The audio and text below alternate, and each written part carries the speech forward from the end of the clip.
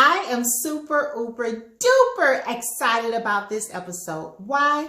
Because I've had so many people reach out to me about this particular topic, and I am so glad to be able to present it. Today, we're talking about what is a FICO score and how do I improve my FICO score? I've gotten so many calls over the last couple of weeks and months and say, hey, I really want to take advantage of these low interest rates. However, my credit used to be a 700 and now is down in the 500s. Or I have no credit at all. How do I become credit worthy to be able to own a home? Or my credit is completely shot. Do I have any chance of becoming a homeowner? We're going to discuss those things right after this. You don't want to miss today's episode.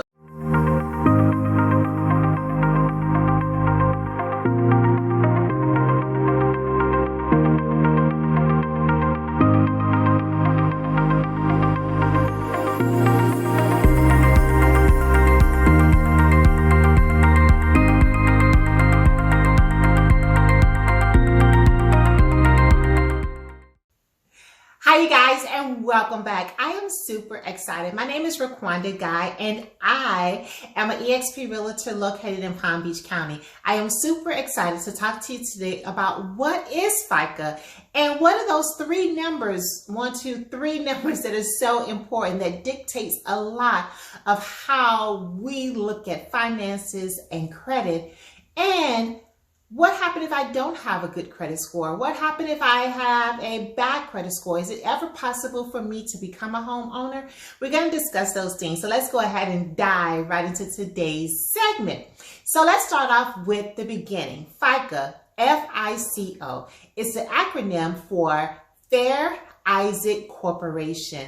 This company was started by two gentlemen in California, and their purpose of doing a FICO was to help lenders or creditors come up with a basic score how to rank buyers. And now today we have 3 credit bureaus that continues this tradition. That is Equifax, TransUnion, and Experience. Now, let me explain to you that you may have a different FICO score with each one of these credit bureaus. Why?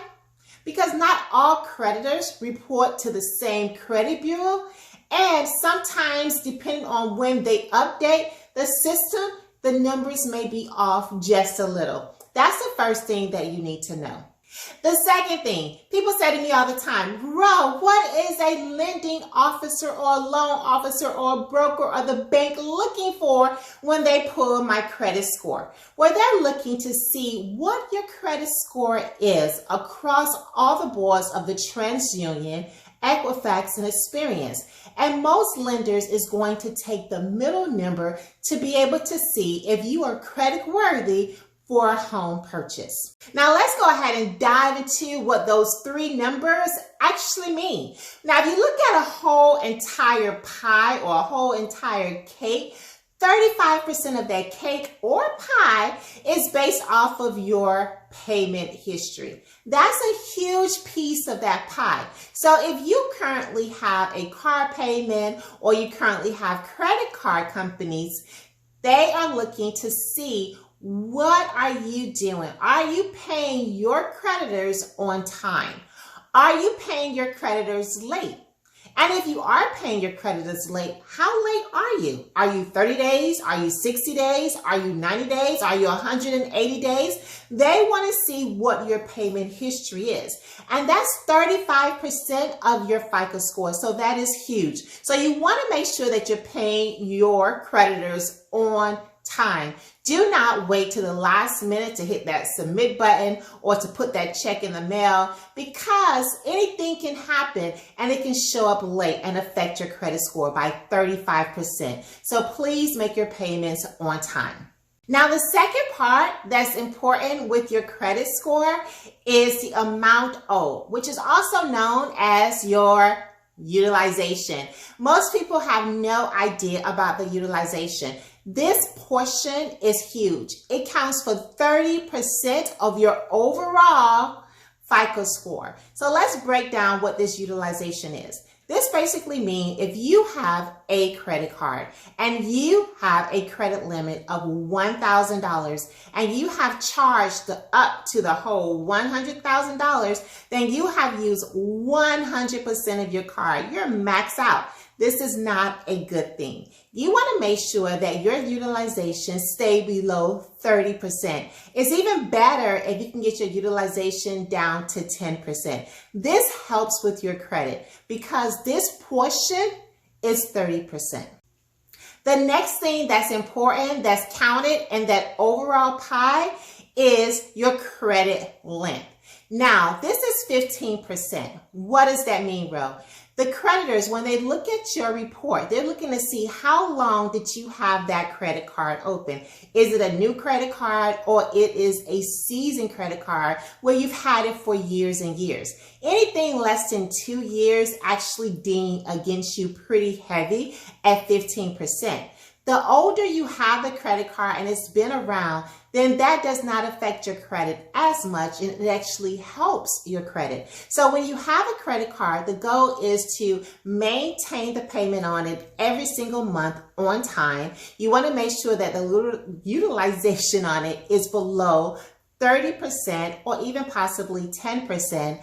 And the longer time frame that you have that credit card open, the better for you. The next thing that affects your overall credit score is new credit, and that's by 10%. So every time you fill out an application or someone runs your credit or your social security number, that's going to bring down your overall credit score. Now, that's one of those things that you have to do in order to get new credit. So just note that it is going to bring your credit score down, but if you do all the right things, usually within 2 to 4 months, your credit score will bounce back or even higher. So new credit does affect that overall pie by 10%. The next thing that affects your credit by 10% is a mix of credit. You want to make sure that you have a mixture of credit and just not all one. And what I say about that, you don't want to have all department stores. You don't want to have all Visas or all MasterCards. You want to have a great mixture on your credit report. Now that is affecting you by 10%. So if you have all department stores and no major credit card, that is going to deem against you. So look at your credit report and see what it is that you can add to your credit to make you more credit worthy and give you a great mixture of credit. Now I get this question all the time. Bro, I have no credit. How do I do this? Well, let me explain to you how you're going to do it. The first thing I recommend you to do is to go and get yourself a secured credit card. A secured credit card can be done at your own bank in most cases. So if you bank with Bank of America, PNC Bank, TD Bank, or whomever, go to the bank and ask for a secure credit card. Now with a secure credit card, you are borrowing credit against your own money. You're going to open up the account with $250 or $500 or $1,000, and you're going to charge each and every month that credit card.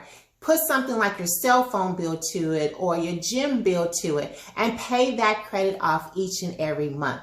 That way you can start building up credit. Now, very important, whoever you decide to open up that secure credit card with, you want to make sure that they report to all 3 credit bureaus. Because if you're looking to build credit and become a homeowner, you have to show up on all 3 credit bureaus. Another thing is that I recommend you call Capital One or go online to CapitalOne.com.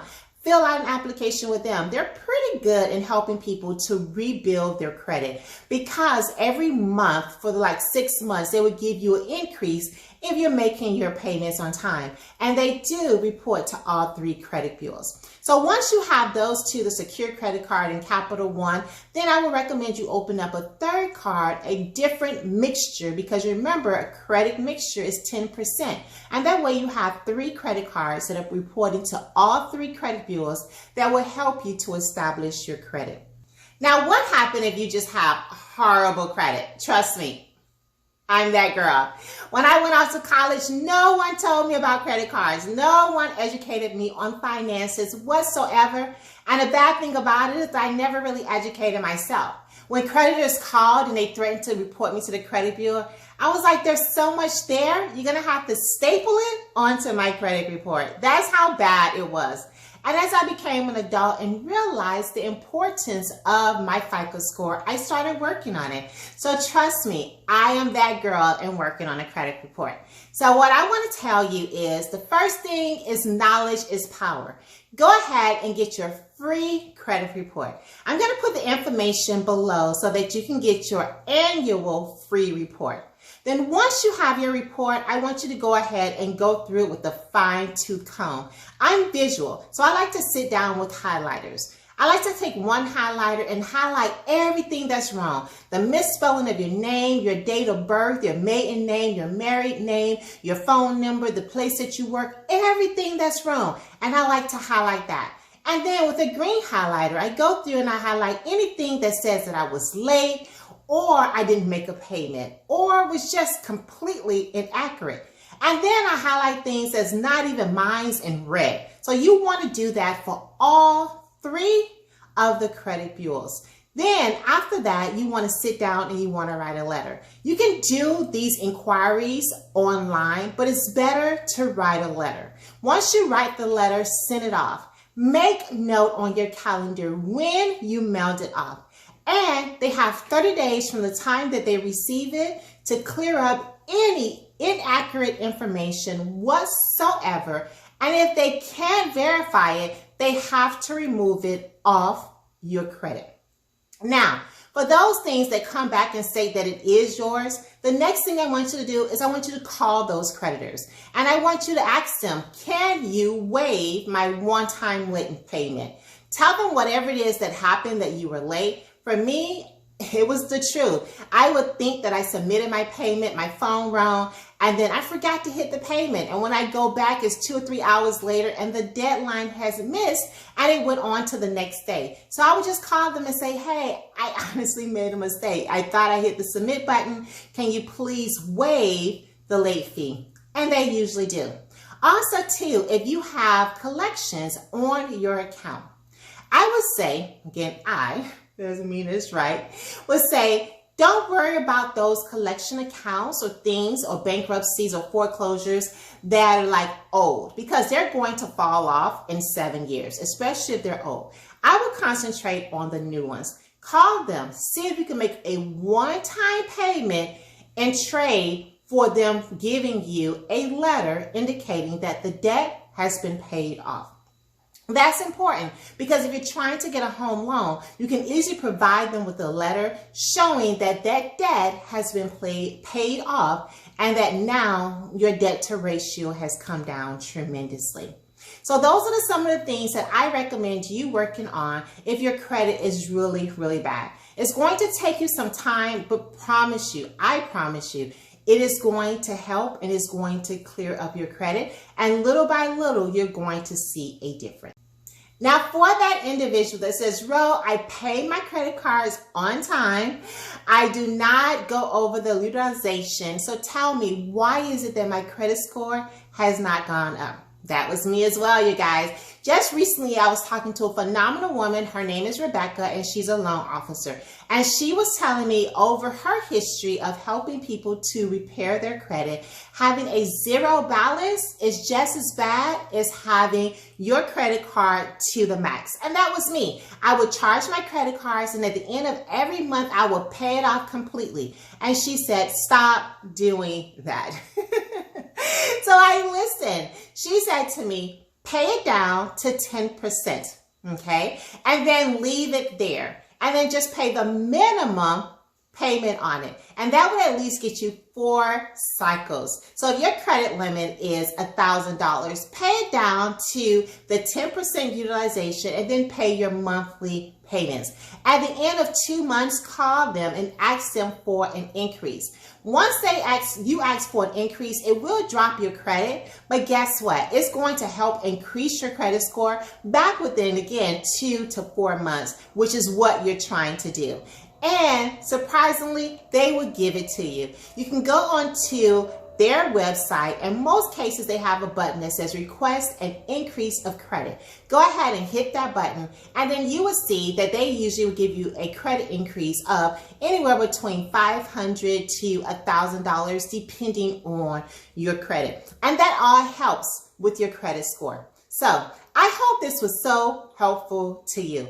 If I left something out, which I probably did, go ahead and leave a comment or a question, and I'll be glad to answer whatever it is that you have as quickly as possible. Feel free to give me a phone call, email.